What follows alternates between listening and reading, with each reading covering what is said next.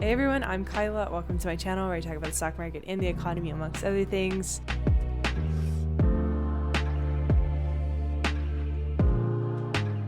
This is 4 videos in one. I first filmed on Tuesday, and then of course the invasion happened Wednesday night here in the United States, Thursday morning in Russia and Ukraine. So I just want to talk about that escalation from a conflict between Russia and Ukraine to a full-fledged war. So this piece is going to be broken down into history, propaganda, how the invasion happened, energy markets, agriculture, sanctions, globalization, and some final thoughts. So if you're like, what's been happening? Why is this happening? This should be a good video for you to get caught up on everything that's happened so far. So I am pulling from a Notion document that I've been updating and keeping track in, and I want to again highlight that my work is always a synthesis of other people's work. I'm going to link to journalists and reporters and researchers who are in Ukraine, who are covering it on the ground, and you should go and follow them and support them as best you can. I'll also link to different resources where you can donate directly to Ukraine. This is just really information about what's happened so far and sort of how we can use that as a frame of reference for going forward. So first off, why is this happening? Putin invaded Ukraine on the premise of demilitarization and denazification. He has assured everybody that he has no plans of going any farther, but that's simply not true. Like, his goal is really to unite the USSR again and to get Russia back on what he thinks is a global superpower level. First, some history. Putin made it very clear in his speech 2 days ago that Ukraine used to be a part of the USSR, which no longer exists. However, Ukraine had a pro-Russian leader until the 2014 Ukrainian Revolution, when the Ukrainian people protested, overthrew the government, and signed the EU association agreement. After the revolution, Putin annexed Crimea, and there was continuous ongoing violence and conflict in the Donbas region in Ukraine over the course from then till now. All of this led to years of violence and economic pain for Russia. The Russian financial crisis happened because they annexed Crimea, because you can't just annex countries and not have a sort of punishment from that from other countries. But Putin still wants Ukraine. And a lot of people question this, and they're like, oh,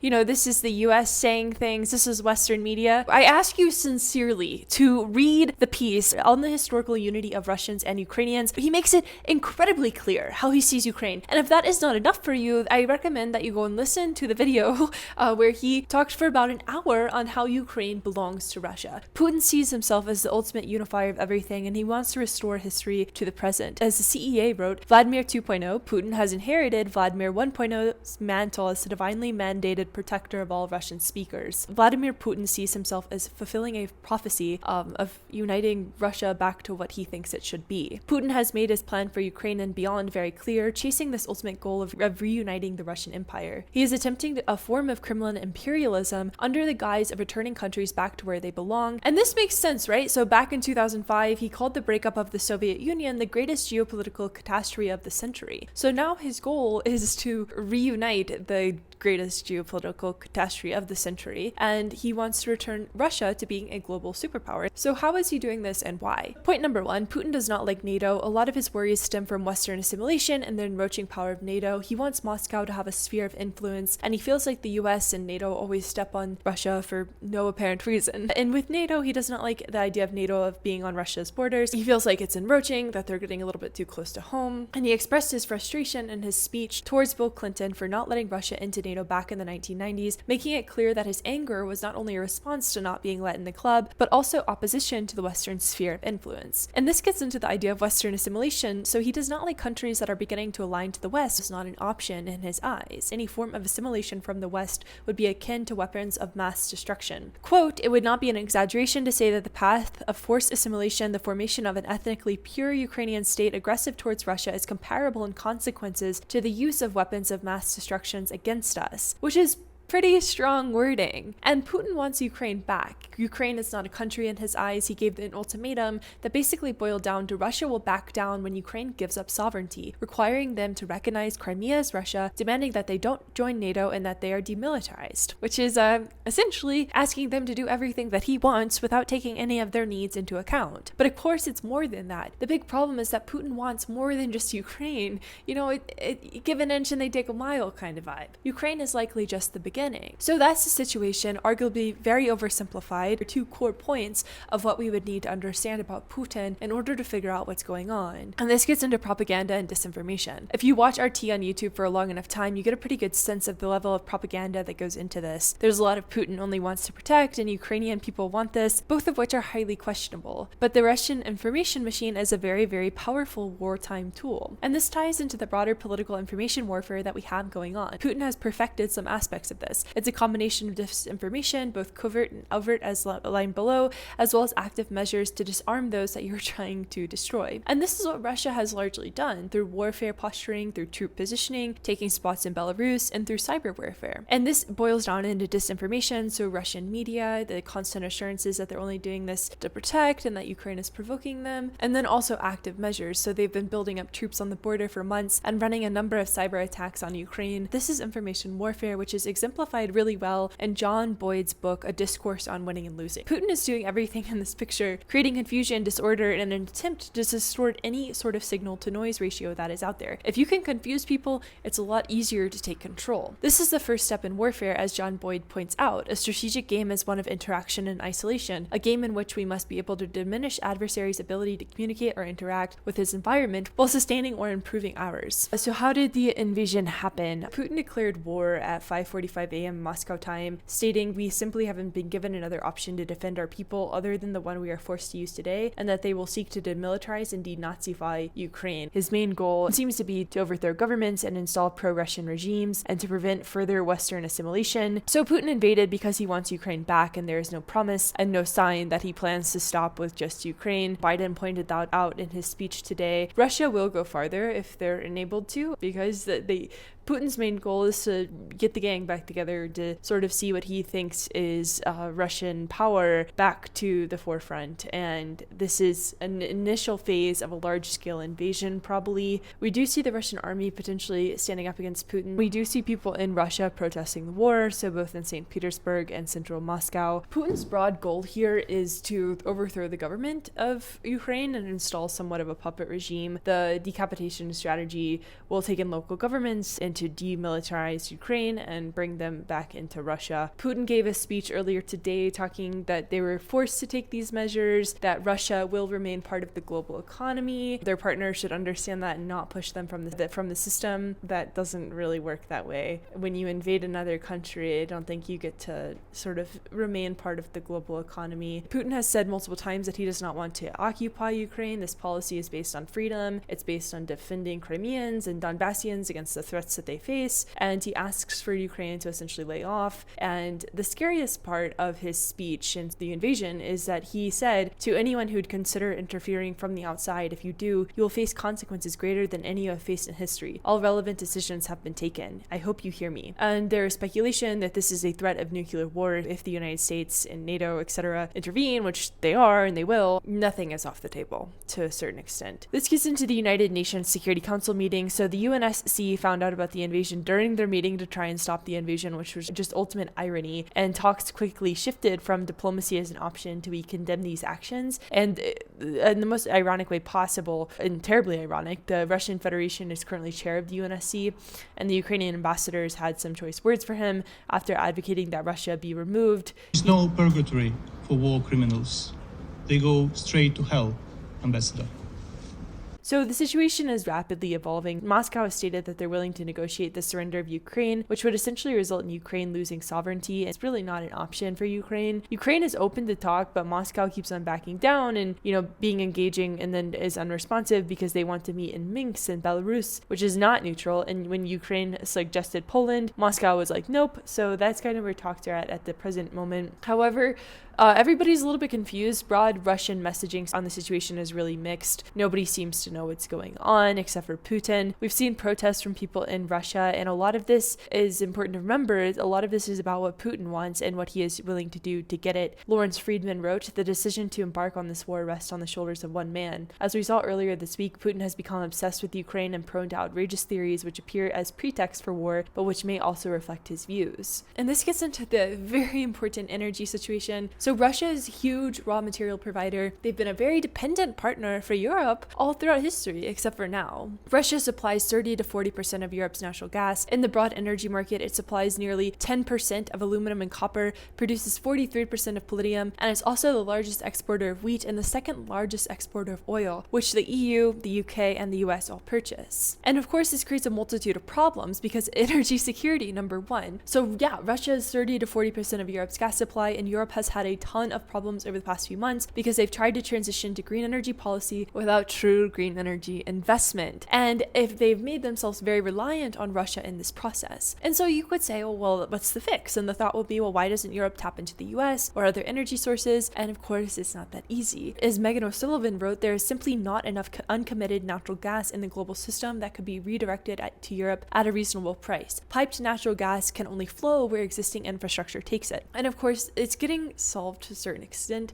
Qatar is stepping in, but of course, the infrastructure in place is not there. And Europe is competing with resources from Asian countries, which creates a whole new pricing war and a lot of tension. And then a bigger fix would be Nord Stream 2, which is Germany's pipeline with Russia, and it was meant to be a really big solution to the skyrocketing energy prices and the sheer lack of energy stability. Germany halted the approval of the pipeline and it's already built. This gets into broader energy markets, and I really haven't even talked about oil or other commodities. Basically, Russia is a core part of the energy markets, and any sort of sanctions will end up disturbing those flows. As Bloomberg wrote, this could spawn a butterfly effect, sending commodity prices spiraling higher as supply woes multiply. And this gets into political security, so roughly 1 in 12 barrels imported into the US come from Russia. Presidents end up being politically responsible for gas prices, where they get punished for gas prices being too high, and oil is already quite high, close to $100 a barrel, so any lost supply would create even more price pressure for everybody. So Russia and China recently came forward with a friendship agreement, and there's a pipeline between the two that will be settled in euros to get away from the dollar. Moscow stated that Taiwan was not its own entity, and both countries seem to underscore desire to broker international peace,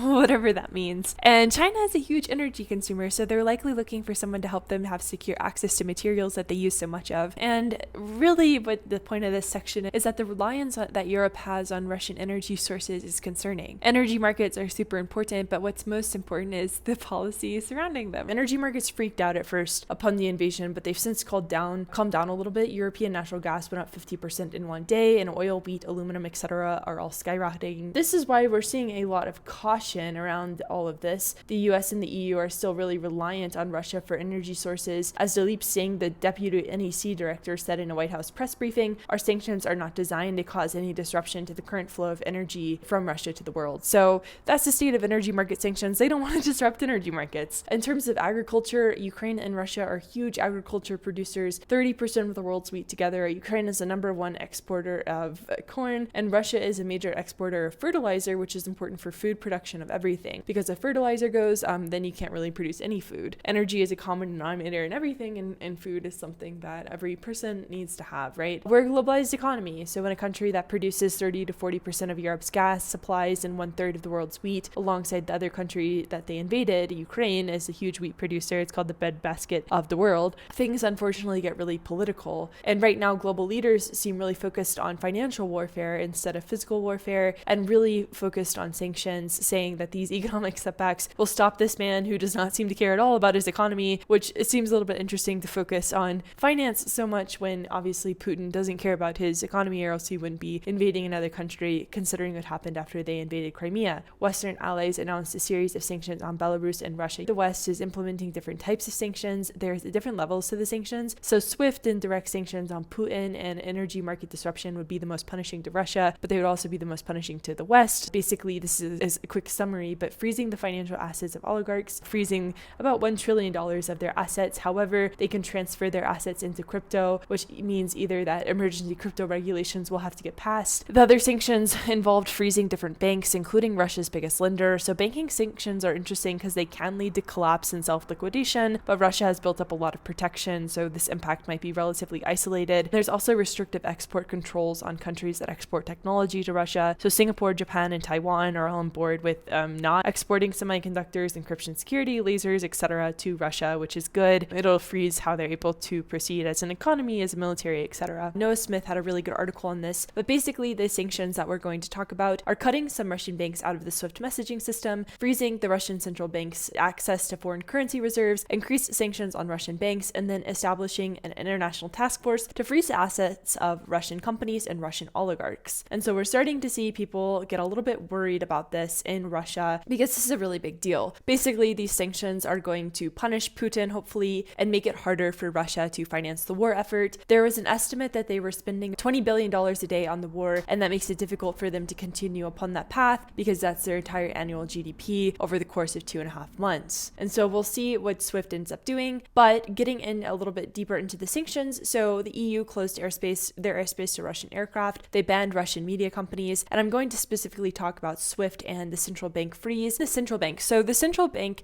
is responsible for stabilizing a country's currency. When the ruble does fall, as it will because of sanctions, the central bank is going to buy rubles and prop it up in order to limit the fall, as Noah points out in his piece. He also points out an example when the ruble plunged after Putin's first attack on Ukraine in 2014. The central bank spent almost 40% of its reserves in order to limit the drop. However, if they do it this time around, it seems like $300 billion of their foreign exchange reserves is held in banks by the West, which are essentially IOUs to the Russian bank. All of a sudden, they have $640 billion in reserves, Russia does, their central bank, but $300 billion of those are held by the West, meaning that they don't have access to them because of the sanctions. So all of a sudden, they're not going to be able to support the ruble's fall, and they're not going to be able to stop it from falling, and that'll lead to hyperinflation and massive bank runs, and essentially a sharp sell-off, a drain on reserves, and potentially a collapse of the Russian financial system, mostly because of the reserves that the Russian central bank has overseas. However, they also have a lot of gold reserves, so we'll see how this ends up playing out. And this is an important point too. Freezing a sovereign nation's central bank assets is one of the most monumental events in the history of finance and will be a very big deal around financial censorship and censorship resistance. There's been speculation that oligarchs will turn to crypto as a way to get financing and as a way to keep things running. We'll see. The EU is talking about putting some rules around crypto, kind of regulating it all of a sudden because of the potential for it to be used as a tool for circumnavigating sanctions. However, there's also a lot of donations happening for Ukraine in crypto, so we'll see what the bank ends up doing and deciding upon that. That's what's going on with the central bank. And then SWIFT. So SWIFT is the Society for Worldwide Interbank Financial Telecommunications, which is basically how banks talk to each other. It's communication infrastructure for cross-border money flows, and this is essentially the biggest punishment a country can get. However, if Russia cannot use SWIFT, it can't settle energy flows. If you implement SWIFT, that's when people know that you're pretty serious. It's a global co-op of financial institutions. It's based in Belgium. It connects more than 11,000 financial institutions across 200 countries. It's basically communications infrastructure for the banking system, and it helps facilitate cross-border money flows. Russia currently has their own version of SWIFT, which because they've been preparing for this. They have SPFS, which they can use to potentially deal with China, and other countries are supporting them. And Russia's central bank reserves, as pointed out earlier, are controlled by foreign central banks, so about $300 billion of their $640 billion in reserves. So Russia only has tangible assets like gold and oil to fall back on, which are very powerful in this day and age. But with SWIFT, that's essentially cutting them out of the financial system. It'll make it very hard for banks to do transactions with each other, and because Russia has all these assets stored overseas, it'll make it very difficult for them to spend these assets. If you do get booted from SWIFT, people aren't going to want to invest with you. People aren't going to want to, buy Russian assets because it's like, this isn't a great place to be. And it could also make it a little bit harder for Russia to pay for the goods that it does import, as Noah pointed out in his piece. And this is also getting into just broader sanctions from Taiwan, from Japan, from Singapore, who are not going to import tech into Russia. So even if they were able to import different types of tech, it's going to be very hard for them to pay for it because of being removed from the SWIFT system. This weakens their currency. So if all of a sudden, you're removed from the global financial ecosystem, people aren't going to want to do business with you. And so that weakens your currency. It makes it harder for you to buy imports in general, and it makes it harder for rich Russians to spend money abroad. But there's a big loophole in SWIFT because of energy payments. So energy has been a stick in everybody's side during this whole thing, as I talked about a little bit earlier, because it's exempted. So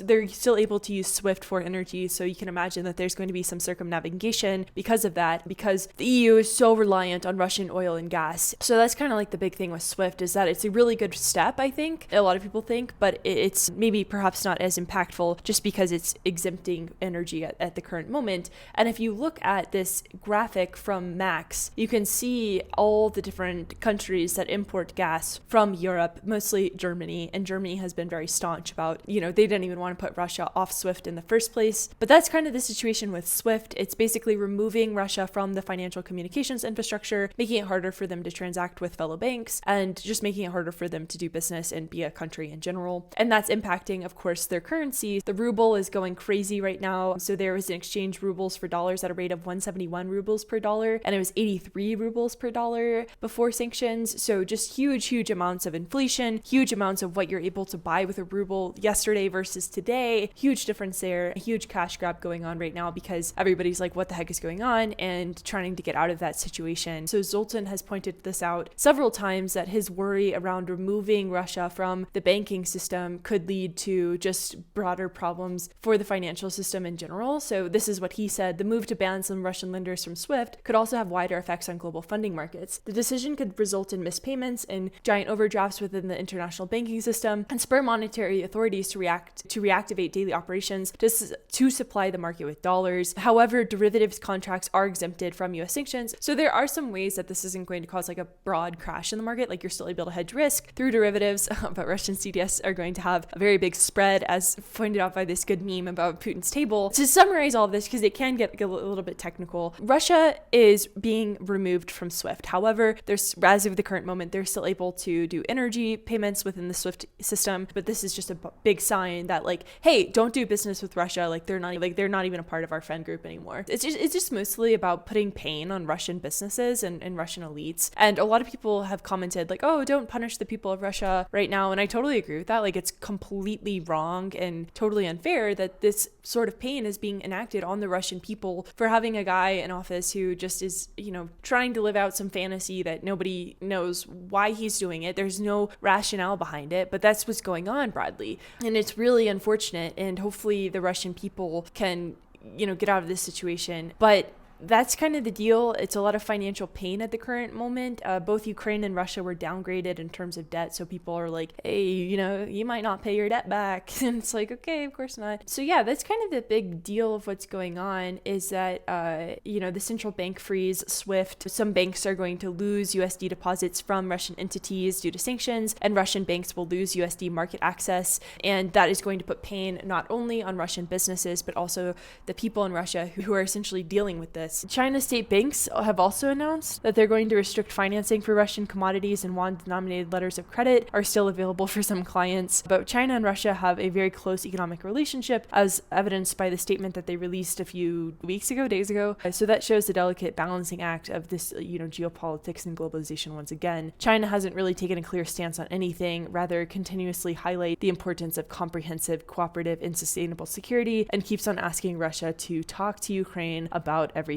The West is waffling on sanctions because of the economy. The Italian prime minister carved out Italian luxury goods from the sanctions package because selling Gucci loafers to oligarchs is more of a priority than hitting back at Putin. Sanctions are going to impact everybody, not just Russia, but the goal is to sort of kneecap them, right? The personal sanctions on Putin, major banks getting blocked, and Russia getting kicked out of SWIFT. And more. As this foreign policy article points out, it could hit many sectors of Russia's economy in a way traditional sanctions might not, blocking Russia from importing technology critical to its oil and gas sectors, maritime, defense, and civil aviation industries, even the import of smartphones, cars, and other consumer electronics. The goal that Biden seemed to have with all of this is to, make Putin hurt financially, but this guy is probably willing to wreck his economy, I think, in order to prove a point, essentially. The big question will be, is financial warfare enough, or is there going to have to be an element of physical warfare? What's the broad market response? Globalization creates this problem of financial contagion, which is what we're experiencing around sanctions around Russia and Belarus, and it's why these governments are proceeding so carefully. For however you feel about that, that's the reason. Russia's central bank and private sector have almost $1 trillion of liquid wealth, which is a large amount of dollar-denominated assets and could harm the U.S. funding markets, according to Zoltan. And he says that over $300 billion of that money is short-term money market instruments. So if all of a sudden that gets pulled, that could impact U.S. markets negatively and create a little bit of a liquidation crisis or a funding crisis. And so there's this broader risk of financial harm and disruption, an element of which is probably pretty much unavoidable. Bloomberg has a really good table outlining the economic impact of different scenarios,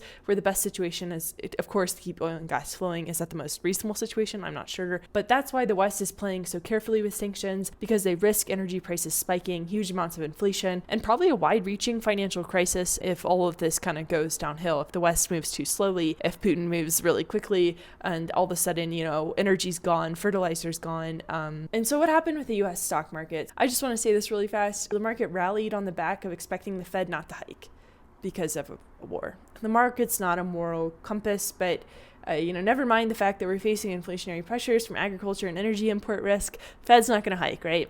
Barry Ritzold had a really good take on this. The lesson here is never to bet against human ingenuity, creativity, or progress. In the face of horrific existential threats, while the headlines are terrible, gradual improvements are always taking place beneath the surface. So, being bullish on humanity, I think, is hopefully the underlying statement that everybody is trying to say. Russia has been preparing for this, building up their gold supply, becoming buddy-buddy with China, really doing a lot of de-dollarization, having their banks armor up, and militaristically, they have nuclear weapons, especially as Russia tries to keep up with NATO's manpower. As Benedict Evans wrote, it doesn't matter how big your castle is if the trade routes move somewhere else. And I think that's been the big puzzle for a lot of people. Why would Russia harm their economy so much? I don't know. Timothy Snyder has a really good take on some of the game theory that exists within Putin's brain. No one knows what Putin will actually do or why. He may be lost in his personal myth of Russia-Ukrainian unity and truly imagine that he will gain immortal glory by invading Russia's neighbor on the logic that it is Russia's brother and that Ukrainians need a forceful reminder of fraternity. One can imagine such crashing naivety as a fitting companion of a career of provoking. When you believe nothing else, what remains is childish fantasy. However that may be, the habit of provoking might be making it harder for Putin to read the outside world. Just because you live in a house of mirrors does not mean that you can find the exit.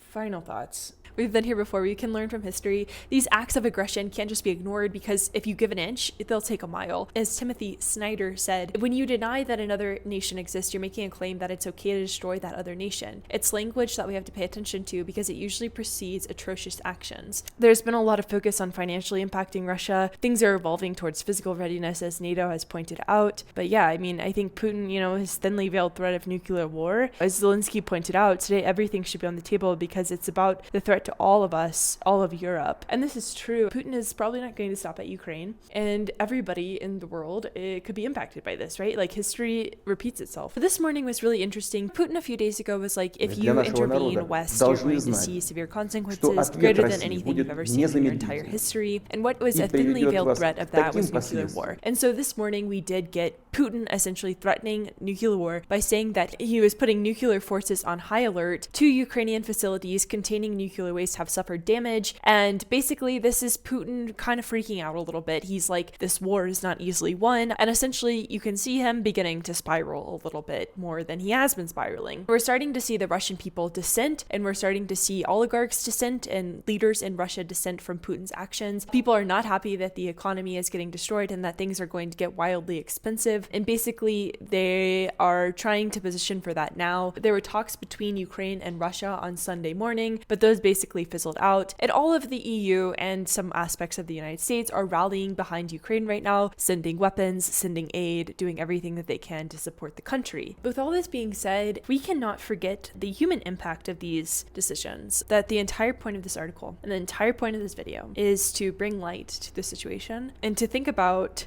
the people who are there, right? And to help people understand that this matters. That is the ultimate goal of this video. I have a Notion page if you want to keep up to date. I've been updating that with notes and stuff like that, and keeping up to date in that. So if you want to keep up to date in that, I highly recommend you go check that out. And I'll have a list of journalists and reporters, of course. Highly recommend that you defer to them. There's a lot of misinformation, a lot of just weird takes right now. So try and cross-reference your sources. I will be back soon. Let me know if you have any questions, comments, thought below, and I will see you all soon. Bye.